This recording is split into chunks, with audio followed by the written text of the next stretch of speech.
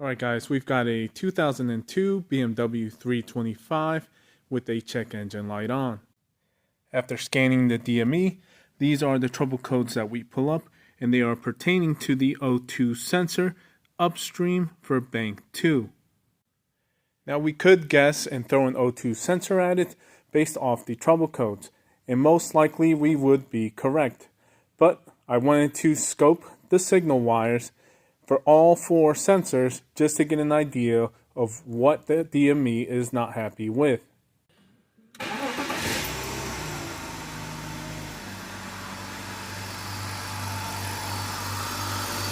So that is a cold startup. We'll let this run and see what we capture. Okay, we're finally having some activity after letting the O2s warm up. Let me scale this down to get a better view. Blue is bank 1 upstream, red is the bank 2 upstream. Okay, if we take a close look here at the waveform, again, red is bank 2. Let's zoom in.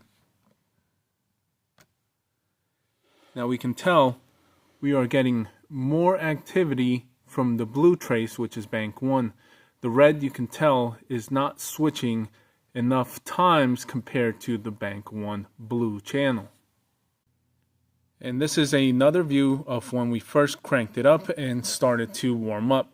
You can see the blue starts to rise up. And then here, once both start switching, you can tell the levels of voltage that the blue is reaching compared to the red. This one is not reaching the same amounts as the blue. And by watching the green channel and yellow channel, which are both post O2 sensors, we can also tell that our CATs are working properly and not switching like the primary O2 sensors.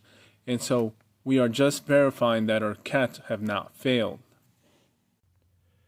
So with that, we'll go ahead, replace it with a factory Bosch unit.